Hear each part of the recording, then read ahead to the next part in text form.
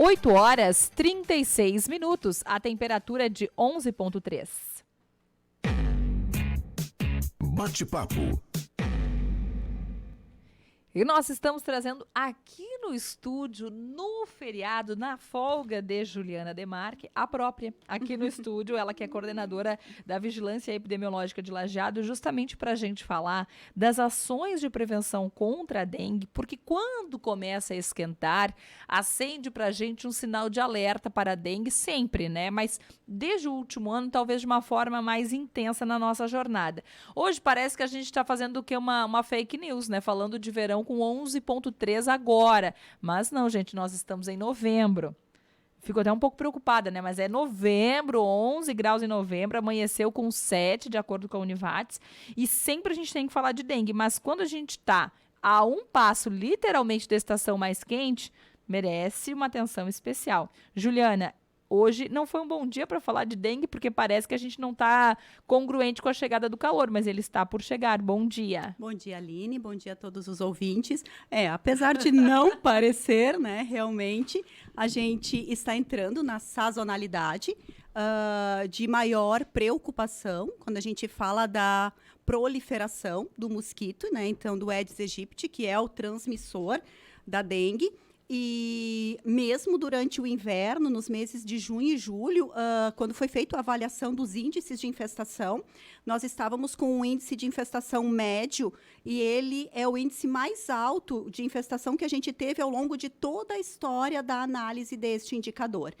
Então, mesmo com o inverno, a gente manteve índices altos de infestação, o que nos trazem ainda mais preocupação, pensando, então, na entrada da estação mais quente, onde aumenta a temperatura, onde a gente tem períodos chuvosos e que a proliferação do mosquito, então, se faz de uma forma mais rápida, mais intensa. Não tem outra forma, é preciso combater os focos. A única forma eficaz de prevenção contra a dengue é eliminar o vetor, né? O vetor, o mosquito, a forma mais eficaz e que vai nos trazer redução de casos, a redução da possibilidade de um surto, de uma epidemia, é a eliminação de focos, é a eliminação de criadouros dos mosquitos, né? Importante colocar que tanto o Lajeado como o estado do Rio Grande do Sul e o país apresentou em 2022 números nunca vistos em relação a casos confirmados para dengue. Nós positivamos em Lajeado quase 4 mil casos até o momento, e esses casos começaram a aumentar final de fevereiro, início de março, e seguem sendo positivados até o momento. O estado do Rio Grande do Sul passou de 10 mil casos em 2021 para praticamente 66 mil casos. Agora, em 2022, e a questão dos óbitos, né? Não tínhamos registros de óbitos, Lajeado registrou 5 óbitos até o momento relacionados à dengue, então a preocupação ela é grande para tentar diminuir a proliferação desse vetor. Eliminá-lo, impossível, mas todas as ações elas devem ser direcionadas para eliminar a maior quantidade possível de focos, né, possíveis criadouros. Antes de falarmos de novo desses focos, de como eliminar, e parece que às vezes a gente tem a sensação de que, ok, essa pauta está sanada, todo mundo sabe, mas é que se tem um aumento considerável é porque em algum momento a gente flexibilizou, a gente relaxou e não deu a devida atenção. Mas antes de falarmos sobre isso, esses saltos, Juliana, que é um salto muito significativo, ele se dá justamente por isso, por esse relaxamento da gente enquanto população, de cuidar da nossa casa, cuidar dos nossos espaços, ou tem uma outra justificativa para esse aumento todo?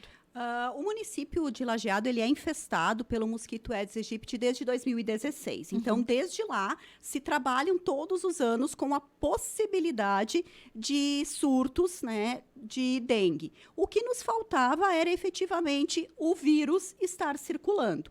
2021 foi o primeiro ano que nós confirmamos casos de dengue autóctones no município, ou seja, que foram contraídos dentro do município, sem histórico de viagem, e a partir do momento que se identifica casos autóctones, o vírus ele não para de circular. Ele segue circulando e já se tinha essa perspectiva de que em 2022 e que para os próximos anos, esse aumento de casos, ele permaneça.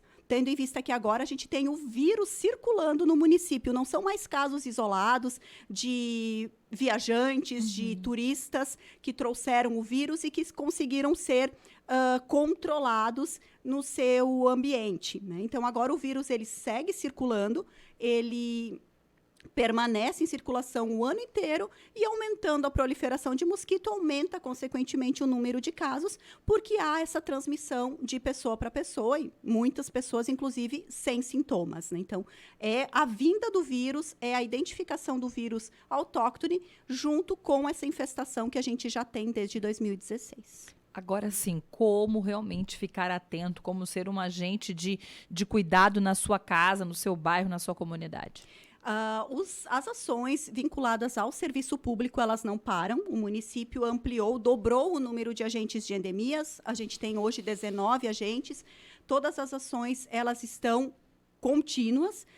Porém, o que se identifica? Mais de 90% dos focos identificados estão dentro das nossas residências, né? A gente precisa desmistificar o fato de que o Aedes aegypti está no riozinho que passa perto da minha casa, está na área alagada, próximo à minha residência. O Aedes aegypti está dentro das nossas residências. Dentro desses 90% de focos que estão nas residências, mais de 25% deles estão nas bromélias, nas plantas, vasos de plantas, potes de cachorro, né, onde acumula água. E, então, a gente precisa estar atento diariamente. Pelo menos uma vez por semana, fazer uma inspeção no nosso pátio, ver aonde há possibilidade de estar acumulando água da chuva, acumulando água que possa ter a proliferação. A partir do momento em que a fêmea posta seus ovos, eles podem ficar ali e eclodirem na estação seguinte, no ano seguinte. Eles têm uma durabilidade muito grande. E, normalmente, numa estratégia de sobrevivência, a fêmea posta os ovos em 5 ou 6 locais diferentes. Então, preciso estar atento. Cascas de ovos que são jogadas na horta, cascas de frutas, cascas de árvores que possam acumular água. Se em algum momento houve a postura dos ovos nesse local, chegando a água, chegando a umidade, eles vão eclodir. Ralos, né? Muito importante, ralos que a gente tem na área externa da casa, nas calçadas. Esses também são pontos bem importantes como criadouros, né, e proliferação do mosquito. Então, precisamos estar atentos à nossa residência. Tem algum ponto que a gente entenda importante, que está fora da minha residência? Tem os canais de denúncia que podem ser feitos através da ouvidoria da prefeitura, através da nossa vigilância ambiental, que esses pontos serão avaliados e serão monitorados pelos profissionais. É importante estar atento a todos esses fatores, porque às vezes a gente cria a falsa sensação de que é onde tem acúmulo de lixo. Então, meu pátio está limpo, está florido, aqui eu não tenho foco, e eu posso ter sem sequer ter observado, né? Quando você fala do ralo, poxa vida, quase todo mundo tem em algum canto lá, né, da casa, da área externa, um ralo, e às vezes a gente não fica atento. É tentar manter seco, sem acúmulo de água. Sem acúmulo de água ou em ralos. Outro ponto importante, banheiros de quiosques, né? Banheiros que se usam com poucas vezes, né? Com pouca frequência, isso. Esses banheiros, esses vasos sanitários, a gente já encontrou inúmeros focos de mosquitos, de Aedes, dentro dos vasos sanitários que são pouco utilizados. Então, em ralos, o ralo é um local que a gente não consegue manter seco. A orientação é que seja colocado frequentemente a água sanitária. Então, eu vou colocar 2, 3 vezes por semana, manter esse ralo com água sanitária.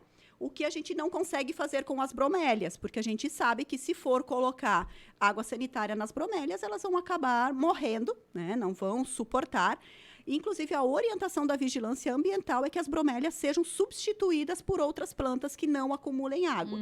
Porque, diferente do que muitas pessoas pensam, o mosquito sim se prolifera na bromélia, não tem nada naturalmente ali da bromélia que iniba a proliferação do mosquito. Então, as larvas, os ovos eclodem e as larvas acabam se proliferando como mosquito, sim, nas bromélias. E hoje é o nosso maior foco identificado no município. As bromélias é porque realmente a forma dela permite o acúmulo de água. É por isso. É por isso. Simplesmente pela forma dela favorecer o acúmulo de água e tendo ali a possibilidade de uma fêmea ter depositado os seus ovos, vão eclodir as larvas e se tornar mosquitos adultos. Olha só, ouvinte pergunta, ouvinte Silvana, se no Jardim Botânico tem bromélias.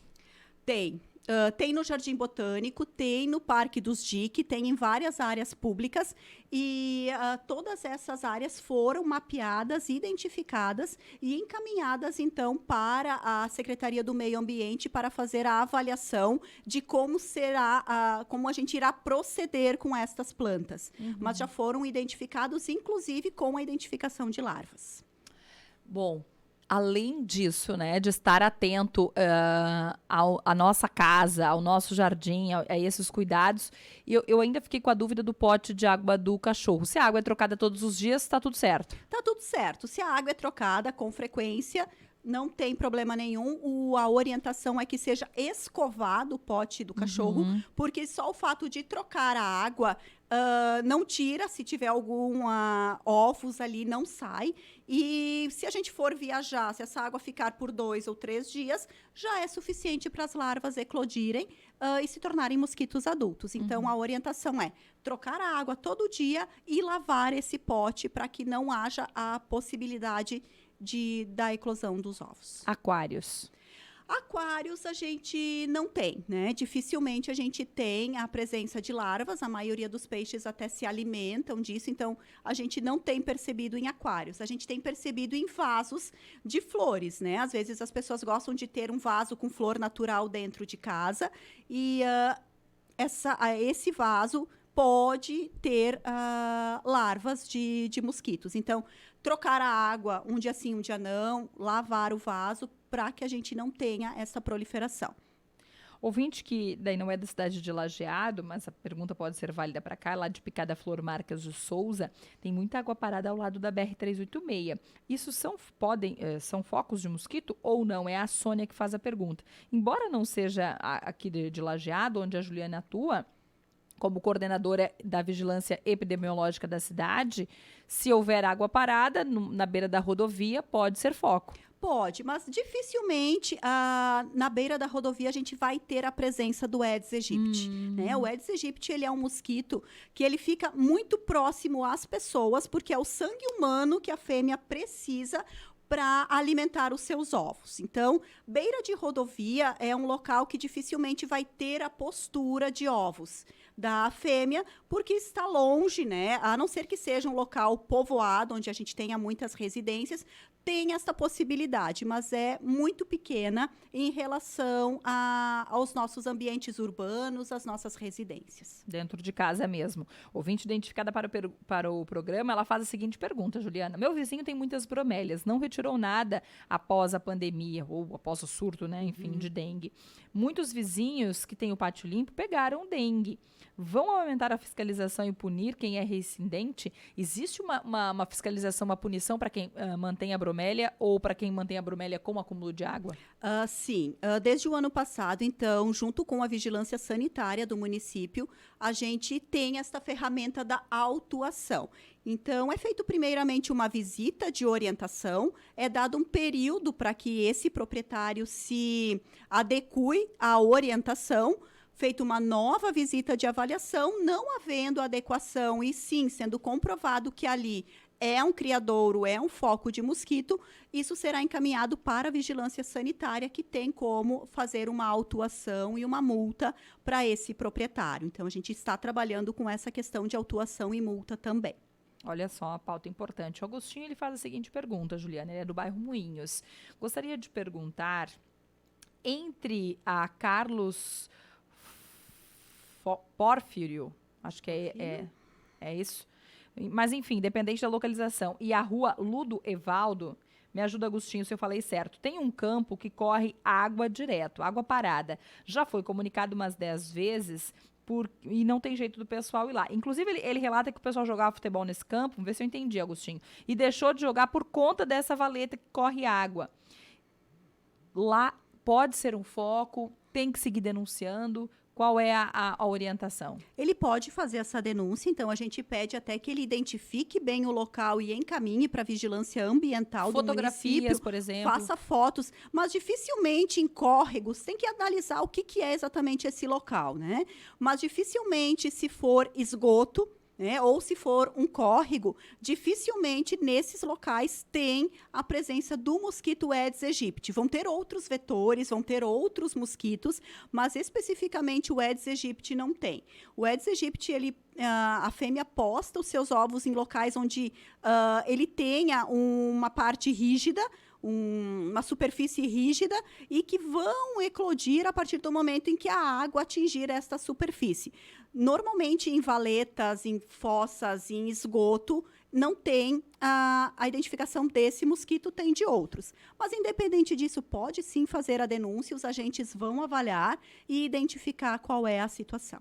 Antes de falarmos sobre os sintomas, para que estejamos atentos também, ainda tem mais uma pergunta aqui, que vem do bairro Jardim do Cedro, que é sobre ferro velho, que tem muito material e tem acúmulo de água parada, tem entulho, se ali pode ser um lugar de proliferação. Pode. Inclusive os ferros velhos, os cemitérios, algumas borracharias, eles são considerados pontos estratégicos e eles recebem quinzenalmente a visita dos nossos agentes de endemias, algumas floriculturas também.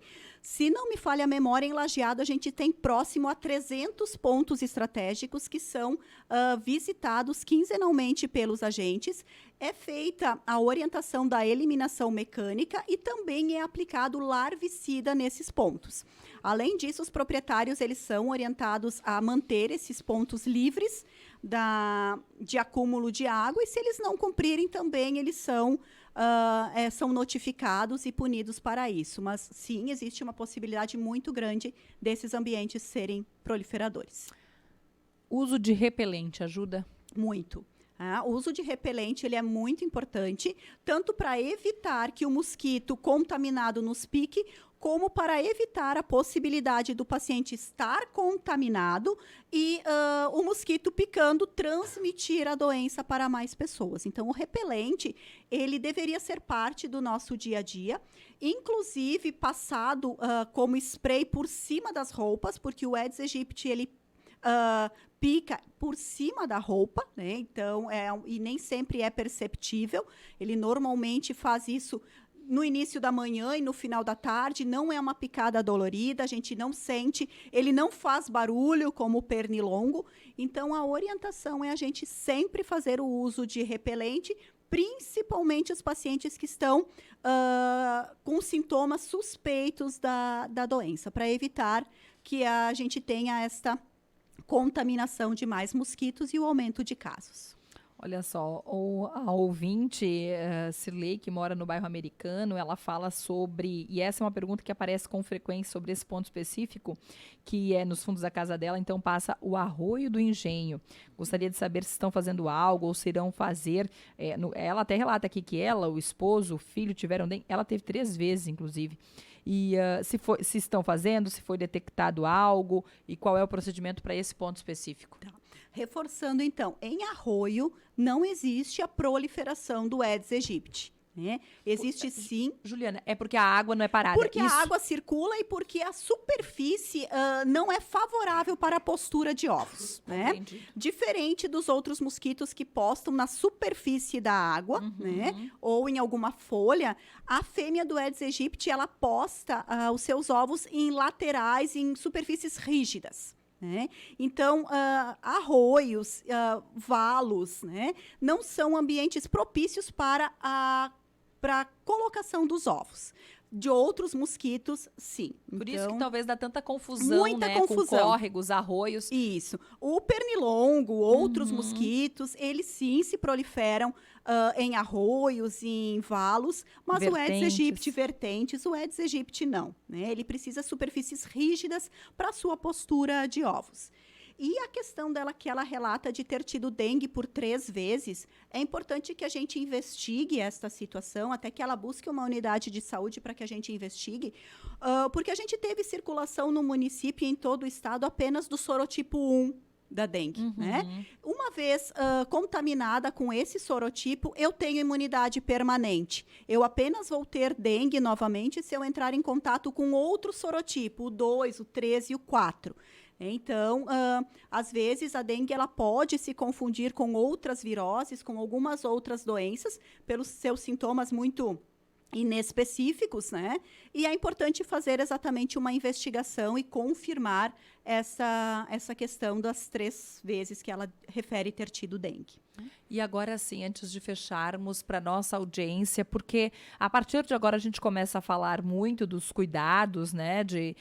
Importante também dizer que o agente de fiscalização, quando chega na sua casa, precisa ser bem recebido, né? Ele está ali para contribuir e não ali para fiscalizar, emitir multas, né? Ele está ali para contribuir. Olha, eu fiquei feliz quando eu recebi o agente na minha casa, né? Eu estava esperando para que ele me ajudasse, para tirar as dúvidas. Então, também acho que essa fala é bastante importante. E sintomas, né? Porque a gente pode estar confundindo, pode estar menosprezando e daqui a pouco é um sintoma de dengue que merece uma atenção especial. Sim. Relacionado aos agentes de endemias, o papel deles é essencialmente orientador. Então, os nossos agentes, eles estão bem identificados, eles estão utilizando colete, eles estão utilizando crachás. Na dúvida, podem nos ligar para confirmar se realmente é ou não. Às vezes, as pessoas ficam apreensivas em abrir suas residências, mas o papel dele é orientar, de poder dizer, olha, aqui é um ponto importante que precisa ser avaliado. Nem sempre a gente tem na nossa residência esta percepção e o papel do agente é fazer conosco essa identificação.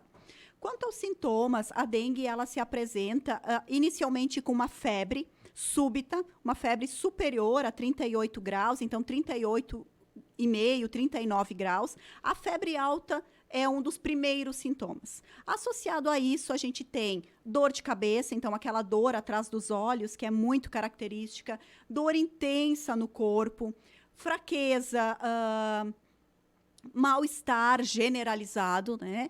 50% das pessoas apresentam aquele exantema, aquele vermelhidão do corpo, com coceira, às vezes sem coceira, né? Então, principalmente assim, estarmos atentos a uma febre alta de início súbito, sem um outro foco aparente, associada à dor de cabeça e a mal-estar. Isso é muito importante.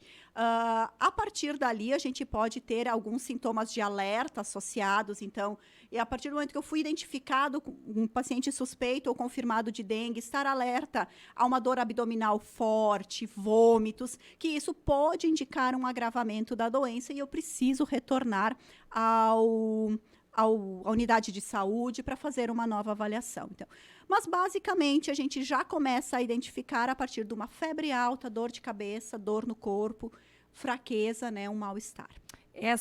Esses sintomas para adultos, idosos, crianças e gestantes é a mesma, ficar atento aos mesmos sintomas. Isso. Quando a gente fala em crianças menores de 2 anos e idosos, às vezes a febre ela não é tão aparente, né?